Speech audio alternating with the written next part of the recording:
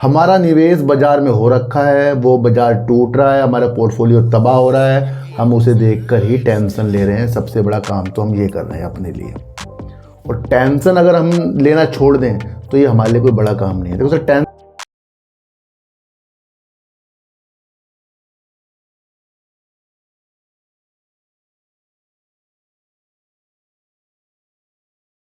नमस्कार, मैं स्वागत करता हूं आपका अपने ही चैनल पर जिसका नाम है सार्थक बाजार से। आज हम बात करेंगे फिर से पटेल इंजीनियरिंग पर। एक और न्यूज उसके ऊपर आई है, उस नीतियों को समझेंगे। इससे और एक नीति हमें समझने का मौका आज हमें मिलेगा।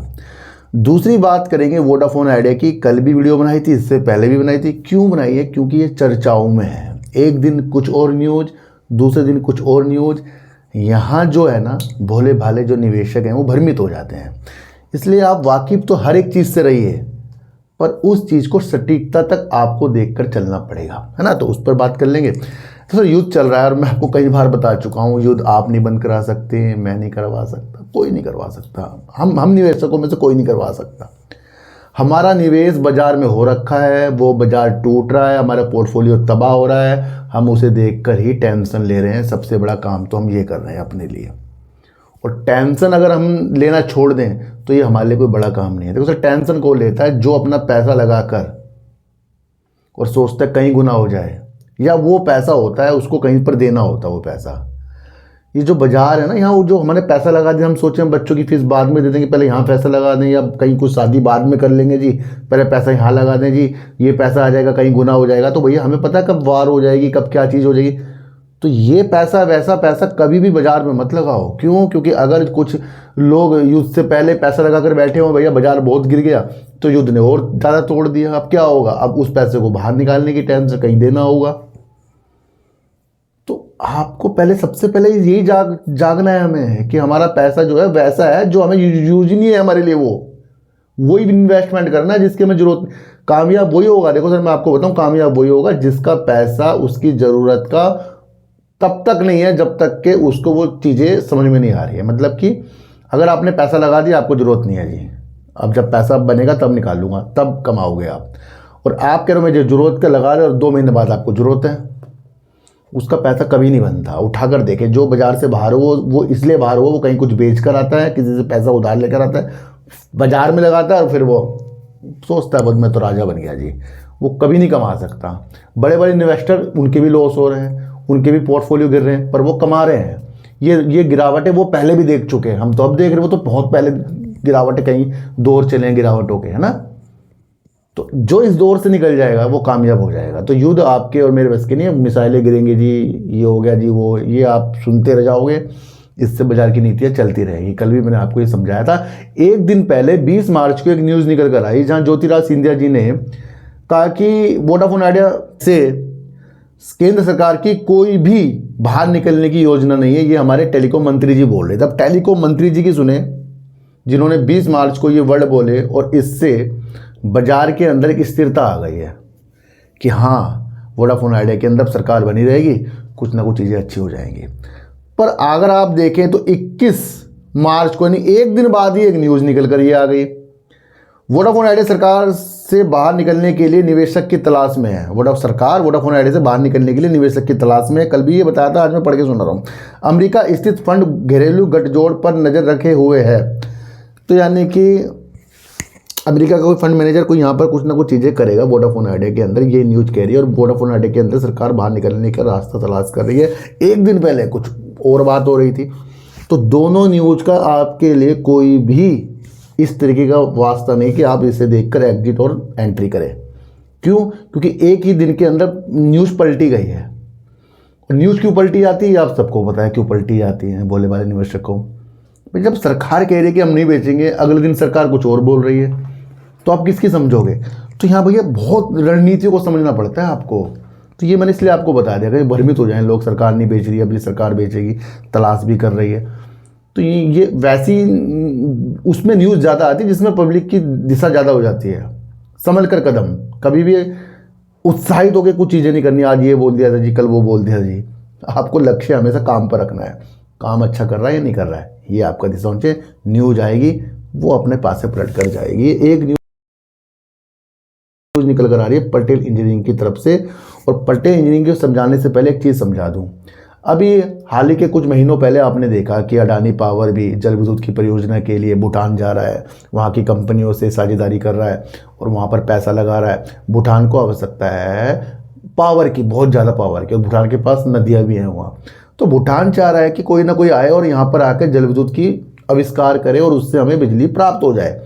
तो कहीं ना कहीं अडानी पावर भी वहाँ चला गया। फिर आपको देखने को मिला, उससे पहले देखने को मिला शायद या उसके बाद, कंपनी आर पावर भी वहाँ दिशा तलाश कर रही है। किसमें? जल विद्युत में। तो जल विद्युत एक केंद्र बनता जा रहा है। दूसरा अगर मैं आपको बताऊं तो वहाँ पर टाटा पावर ने भी एक दिशा देख ली है जल विद्युत के लिए। ये बीती महीनों की न्यूज़ बता रहा हूँ, कई महीनों की न्यूज़। इससे आपको क्या देखने को मिल रहा है कि भारतीय कंपनी, चाहे वो अडानी पावर हो, आर पावर हो, टाटा पावर हो, वो वहाँ पर अपनी दिशा देख रहे हैं ताकि वहाँ की परियोजना को अच्छा करें, वहाँ से पैसा वो कमाए और दीर्घकालीन के लिए, लंबे समय के लिए कमाए। अब उसके अंदर कुछ ना कुछ ऐसे वर्क भी होते हैं कि जो ऐसी कंपनियां हैं जो जल विद्युत की परियोजना को पूरा करने के लिए काम करती है, जिसमें एक नाम आता है पटेल इंजीनियरिंग का। और पटेल इंजीनियरिंग के ऊपर भी मैंने आपके लिए परसों एक वीडियो बनाई थी जहां 24 रुपए के शेयर के ऊपर हमारा फोकस किया जा रहा है और ये बताया जा रहा है कि काफ़ी नीचे शेयर है। विजय केडिया साहब इसके अंदर अपनी स्टेक लेकर बैठे हैं। तो वो क्या हो गया? वो न्यूज़ थी लालची भावना वाली। भैया विजय केडिया साहब ने क्या अभी 24 रुपये में आया तब स्टेक लिया कि वो 30, 31, 32, 33 में लेकर बैठे हैं? तो ये वो लालची वाली न्यूज़ थी। पर आपको देखना है कि पटेल इंजीनियरिंग क्या वर्क अच्छा कर रहा है। अभी 910 करोड़ की परियोजना इसने हिमाचल प्रदेश में जीती, वो आपको जानना है। आपको ये नहीं जानना है कि विजय केडिया साहब ने किसी चीज़ में स्टेक ले लिया या मैंने ले लिया, किसने ले लिया। ये अगर जानोगे धोखे खाओगे। भैया मैं किस चीज़ के लिए काम कर रहा हूँ, विजय केडिया किस चीज़ के लिए और आप किस चीज़ के लिए कर रहे हैं। तो जब ऐसी न्यूज़ हमारे सामने आ जाए ना कि इसने ये निवेश किया था तो उससे आप उत्साहित हो जाओ। निवेश तो सर विजय केडिया साहब ने पहले भी किया था, वहाँ से भी निकल कर गए। फंसे कौन है? फिर पब्लिक फंसी है। विजय केडिया साहब ने तो कहा नहीं कि मैं कर रहा हूँ जी, आप भी कर लो। पर देखो कि पटेल इंजीनियरिंग की तरफ न्यूज़ पे न्यूज़ आ रही है, कुछ भ्रमित वाली आ रही है, कुछ उसके काम के दृष्टि को दिखा रही है। तो आपका दिमाग कहाँ जाना चाहिए? भ्रमित को समझना है और जो काम वाली चीज़ है उसके अध्ययन करना है आपको। तो ये आपको समझ के चलना है क्या न्यूज़ है। न्यूज़ को थोड़ा सा मैं आपको बता ही दूं। पटेल इंजीनियरिंग को भूटान में 230 करोड़ रुपए की जल विद्युत परियोजना का ठेका मिला। अगर पटेल इंजीनियरिंग को वहाँ से ठेका मिला तो फिर कौन सी वो कंपनियां हैं, क्योंकि वो भारतीय कंपनी तो वर्क कर रही है, वहाँ आर पावर हो गया, टाटा पावर हो गया, अडानी पावर हो गया। तो फिर किस कंपनी से मिला है फिर पटेल इंजीनियरिंग को? क्योंकि यहाँ पर भी पटेल इंजीनियरिंग के काफ़ी बड़े बड़े क्लाइंट हैं। अब कुछ क्लाइंट अब वहाँ काम कर रहे हैं, तो क्या उनके लिए भी ये वर्क करेगा? तो भैया इनमें से किसी के साथ ये वर्क करेगा, ये आगे आगे आपको पता लग जाएगा। इससे पहले मैं आपको बताऊं कि पटेल इंजीनियरिंग ने एक्सचेंज फाइलिंग में बताया कि परियोजना के पैकेज 1, अभी एक पहले परियोजना है इसकी, भूटान में 1125 मेगावाट की दोरजिलुंग जल विद्युत परियोजना के पूर्व निर्माण कार्य शामिल हैं। तो ये वो कार्य के लिए उसे वर्क मिला है। इससे पहले 910 करोड़ रुपए के लिए मिला था। दोरजिलुंग हाइड्रो पावर लिमिटेड, भूटान की Druk green power corporation limited और टाटा पावर कंपनी लिमिटेड का एक संयुक्त उद्यम है। तो यानी कि टाटा पावर के साथ ये मिलकर वहाँ की कंपनी मिलकर काम कर रहा है। तो यहाँ से आपको देखने को मिला कि पटेल इंजीनियरिंग की जरूरत जो है दिग्गज कंपनियों को है, क्योंकि उन्हें अपनी जल विद्युत की परियोजना को चलाना है। जैसे एनएचपीसी को इसकी जरूरत थी, एसजेवीएन को जरूरत है इसकी। तो पटेल इंजीनियरिंग एक वो भूमिका निभा रहा है कि उसके कार्य से जल विद्युत के कार्य पूरे होंगे। तो ये आपको समझना है ना, ये नहीं समझना कि उसने निवेश कर लिया, इसने निवेश कर लिया। तो ये जल्दी जल्दी न्यूज आ रही है, इसका मकसद क्या है? पटेल इंजीनियरिंग फोकस में है, इसका मतलब ये होता है।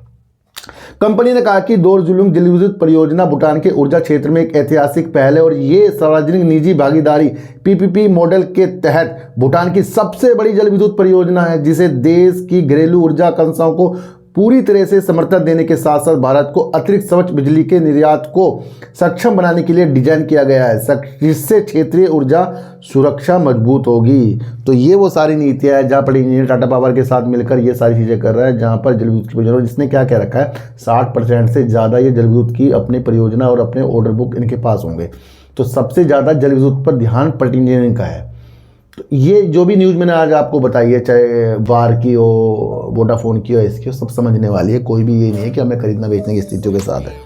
इससे पहले मैंने आपके लिए जेपी पावर और एचडीएफसी बैंक के ऊपर वीडियो बनाई, कृपया आप उसे भी देख सकते हैं। आज की वीडियो से आपको क्या समझ में आया एक बार मुझे बताना। मेरा कोई टेलीग्राम कोई व्हाट्सएप ग्रुप नहीं है, ना ही आज तक मैंने बनाया। तो सर सच्ची वीडियो देखिए, अच्छी वीडियो देखिए, समझ कर देखिए, चिट्ठी को हटा दीजिए, गाय को रोटी दीजिए और अपने बच्चों को ज़्यादा से ज़्यादा प्यार कीजिए, क्योंकि बच्चे ही आपकी मासूमियत से किस्मत पलटेंगे। तो फिर मिलेंगे आपसे नई वीडियो के साथ, जब तक के लिए नमस्कार।